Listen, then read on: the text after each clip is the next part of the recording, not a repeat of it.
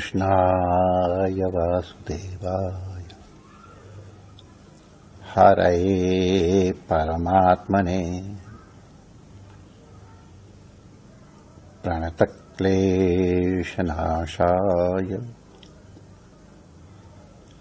श्रीगोविन्दाय नमो नमः।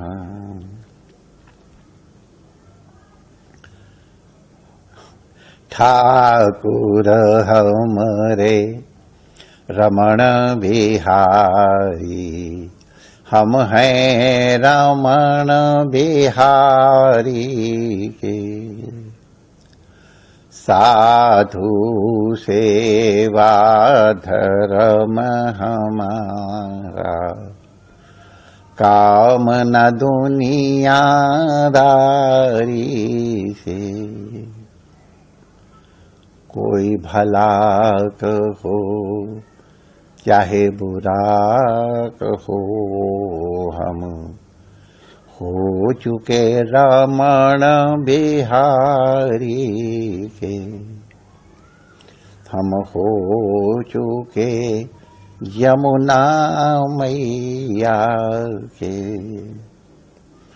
हम हो चुके सद्गुरु प्यारे के, हम हो चुके रमण बिहारी के। श्री रमण बिहारी लाल की जय, श्री यमुना महारानी की जय, पूज्य सद्गुरुदेव भगवान की जय, सर्व संत हरिभक्तन की जय, आज के आनंद की जय। जय जय श्री राधे।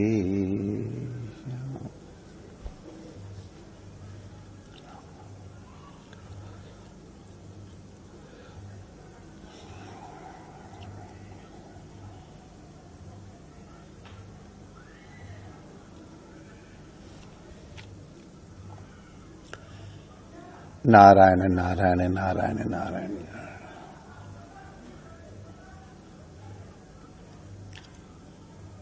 भगवती विंध्यवासिनी हमारे कन्हैया की अनुजा हैं, बहन है। अब हम लोगों ने एक दिन श्रवण किया था कि पराम्बा भगवती की उपासना की थी।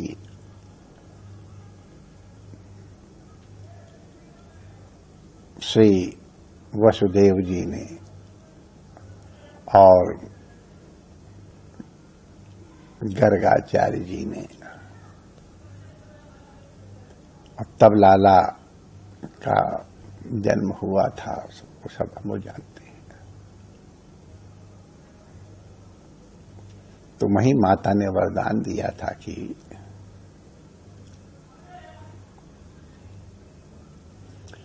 मैं यशोदा गर्भ संभवा तुम्हारी अनुजा बन के आऊंगी।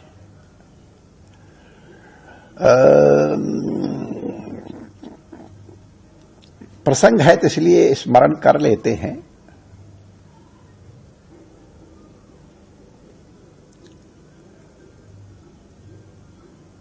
ये पराम्बा भगवती अनुजा कैसे हुई? अनुजा शब्द का तात्पर्य है अनुमाने पश्चात जायते। तो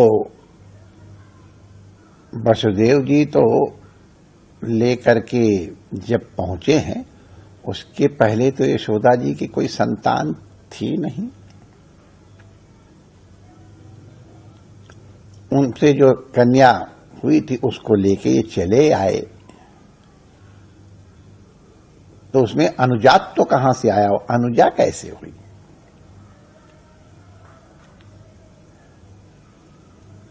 तो हमारे संतों ने कहा है, ये संतों की दृष्टि है, कुछ शास्त्र में भी वर्णन आया है लेकिन हमने तो इसको अपने गुरु भाई से सुना था, पूज्य स्वामी सेवादास जी से। वो बड़े अद्भुत भक्त थे, और बाद में शास्त्रों में मिल गया वो प्रमाण कि यशोदा मैया के 2 संतानें हुई थी। पहले नंदनंदन प्रकट हुए हैं, और उसके बाद फिर ये भगवती प्रकट हुई है। तो इसलिए नंद नंदन के बाद पैदा होने के कारण ये अनुजा पीछे हुई है, इसलिए बहनें छोटी। जब वसुदेव जी वासुदेव को लेके आए हैं, तो ये अलौकिक दर्शन है, अनुभूति है कि नंदनंदन और वासुदेव एक हो गए।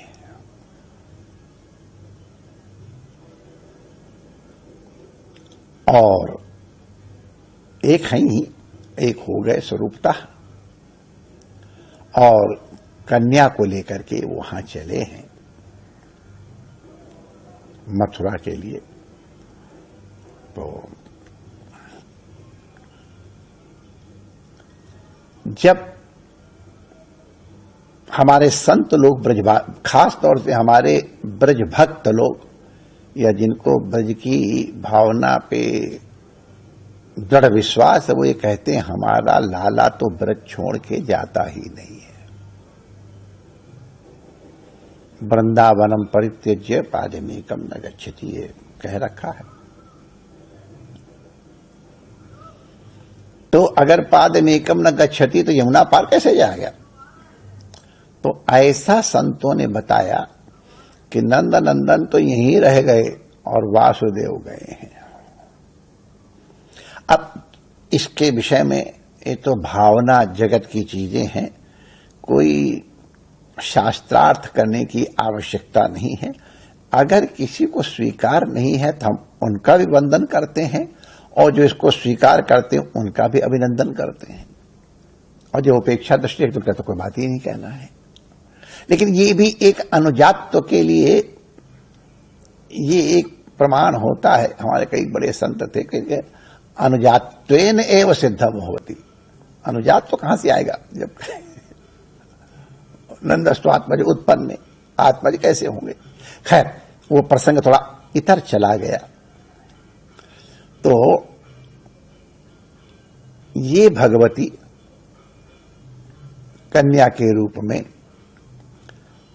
वसुदेव जी के साथ गई, और फिर आगे घटना हम लोग जानते हैं कि कंस ने उनको पकड़ने की कोशिश की। आज तक माया किसी की पकड़ में आई है।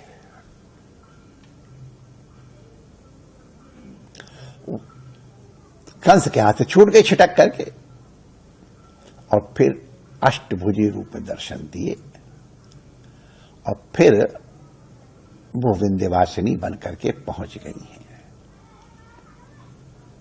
देवी भागवत के अनुसार विंध्याचल में भगवती पहले से विद्यमान है।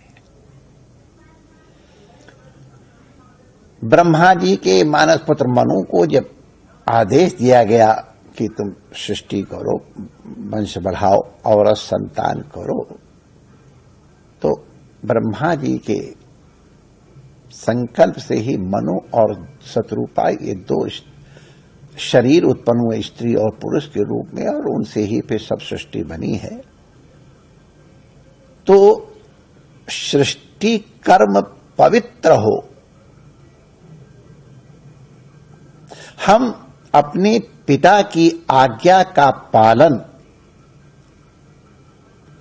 उनकी इच्छा के अनुरूप कर सकें, इसके लिए उन्होंने पराम्बा भगवती की उपासना की है। ये विंध्याचल है। विंध्याचल की चर्चा आई है तो थोड़ा आपको ये भी बता दूं, विंध्याचल में भगवती 3 रूप, वैसे तो विंध्याचल का पूरा पर्वत ही शक्तिमय है। बड़ी बढ़िया बढ़िया गुफाएं हैं, बड़े बड़े बढ़िया चिन्ह हैं, लेकिन वहां एक त्रिकोण है और कई साधक उस त्रिकोण की परिक्रमा भी करते हैं।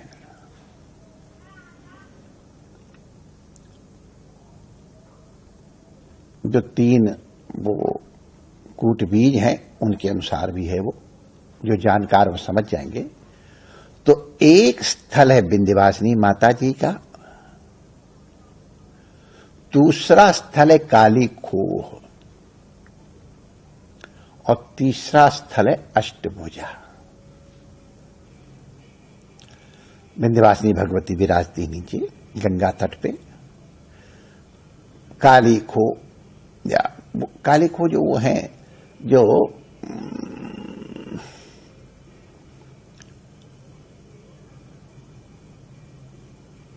जिसके मारने पर एक बूंद गिरने पर उतने ही असुर उत्पन्न हो जाते थे, उसके मारने के लिए प्रार्थना की गई थी कि तुम अपना मुंह खोल लो और इसके काटने से जो रक्त होए उसको आप अपने मुंह में धारण कर लो, रक्त बीज।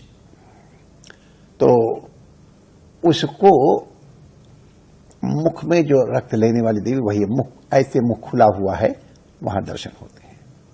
और एक अष्टभुजी हैं, गुफा के अंदर है, वहां खड़े होकर के बहुत पूजा नहीं की, बैठ करके ही करनी होती है। तो ये पर्वत की एक बड़ा लंबा है और बड़ा सिद्ध पर्वत है, लेकिन इसकी भी एक कथा है जिसको हम लोग महत्व की दृष्टि से भी श्रवण कर लें। कि नारद जी सर्वत्र भ्रमण करते हुए विंध्याचल पर्वत के पास आए। आप लोगों को पता ही है, हर वस्तु के एक आदि भौतिक स्वरूप होता है, एक आदि दैविक स्वरूप होता है, एक आध्यात्मिक स्वरूप होता है। तो जो विंध्याचल के आदि दैवत हैं वो प्रकट होकर नारद जी को प्रणाम किया और सब इधर उधर चर्चाएं चली। और फिर नारद जी ने सुमेरु पर्वत की बड़ी प्रशंसा की है। वो केंद्र है और बड़े बड़े देवता ऋषि मुनि सब उनकी प्रदक्षिणा करते हैं, सुवर्णमय है, इत्यादि इत्यादि। भगवान की कोई लीला समझो और क्या कहें, इनका ये महत्व है कि सूर्य इत्यादि उनकी परिक्रमा करते हैं। मैं अपनी महिमा प्रकट करता हूं, देखूं कैसे सूर्य इत्यादि उनकी परिक्रमा करते हैं। परिक्रमा करने बड़े हैं तो देखता हूं मैं कैसे करेंगे। तो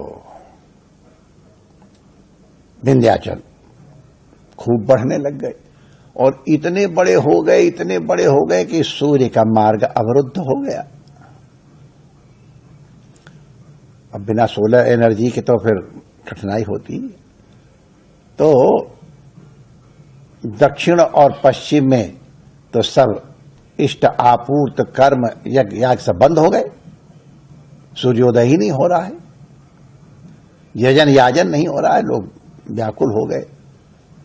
ब्रह्मा जी के शरण में गए, ब्रह्मा जी से फिर नारायण की शरण में गए। नारायण ने मार्ग बताया कि देखो ऐसा करो, अगस्त जी की शरण में जाओ, काशी में वो निवास करते हैं, उनसे प्रार्थना करो कि महाराज ये तो एक बड़ी अव्यवस्था फैल रही है। अगस्त जी काशी में रहा करते थे अपनी भगवती लोपामुद्रा के साथ। अच्छा, अगर इतना बड़ा लोकोपकार है तो उसकी कोई भी चीज कीमत से होती है। हमारे एक महंत सुंदर दास जी है, अभी हम कहते वो सदोकड़ी भाषा में कहते थे उसको आप किसी शास्त्र में मत ढूंढना कि काशीता बहिर्गंतुम इच्छा यस्य लंठ शिरोमणि मध्य गणना तस्य, कि जिसको काशी से बाहर जाने की इच्छा हो उसको मूर्ख समझना चाहिए। चना चबेना गंगा जल जो पूर्व करतार और काशी कबू न छोड़िए विश्वनाथ दरबार। काशी की जिनको आस्था है वो लोग कितना भी प्रलोभन दिया जाए काशी नहीं छोड़ते हैं। विश्वनाथ, अन्नपूर्णा, उत्तरवाहिनी सब। लेकिन जब ये हुआ तो अगस्त जी ने कहा अच्छा चलो, तो उन्होंने विश्वनाथ को प्रणाम किया, अन्नपूर्णा को प्रणाम किया, भैरव जी को प्रणाम करके सबको अनुमति लेकर के मणिकर्णिका घाट से और फिर वो प्रस्थान किए हैं। प्रस्थान किए तो उनको देख करके, उनके तेज को देख करके विंध्याचल साष्टांग पड़ गया। जब साष्टांग पड़ गया, प्रणिपात किया है, तो अगस्त ने कहा बच्चा अब तुम इसी तरह पड़े रहो जब तक मैं लौट के नहीं आता हूं। अगस्त जी की आज्ञा मान के विंध्याचल प्रणिपात अवस्था में तब से पड़े हुए हैं और अगस्त जी जो दक्षिण की ओर गए वहां से लौट के आए ही नहीं है। तो ये अगस्त जी के चरणों से पूत मनु जी के द्वारा स्थापित, पूजित और हमारे कन्हैया की भगनी विंध्यवासिनी मैया महा अष्टभुजी के रूप में विद्यमान है और बाकी त्रिकोण के रूप में वही विद्यमान है। उनका दुर्गति नाश के लिए स्मरण किया जाता है। दुर्गति केवल संसार की ही दुर्गति नहीं है। हम मनुष्य शरीर प्राप्त किए हैं, आहार, निद्रा, भय, मैथुन में ही अगर हमने अपना जीवन व्यतीत कर दिया तो ये हमने इतनी महंगी वस्तु, हमारे मारवाड़ में गीत गाते हैं कि केसर पड़ गई गारे में, और पहला रंग माने केसर को गोबर में मिला दिया। इस तरह अपने जीवन, कितना मूल्यवान जीवन अगर इन्हीं चीजों में लगा दिया तो गोबर में समझो उसको मिला दिया। हीरा जैसी सांस और पक्षी उड़ाने में जैसे हमने व्यय कर दी तो वो उसका वास्तविक मूल्य नहीं है। तो अगर मनुष्य का जो परम उद्देश्य है, सुखम में भूयात दुखम में बाभूत, उस आत्म स्वरूप की अनुभूति जिसके द्वारा ये अनुभव होता है, अगर उसकी प्राप्ति नहीं की तो बहुत बड़ी दुर्गति है। सद्गति तो यही है कि हम उनको प्राप्त कर लें, और ऐसी दुर्गति से बचाने वाली पराम्बा भगवती जगत जननी है। यही उस परमात्मा के सामने की यवनिका को हटाती हैं और उनकी कृपा से दर्शन होता है। वही उस स्वरूप में विद्यमान भी हैं, उन्हें वंदन करते हैं। जय श्री कृष्ण।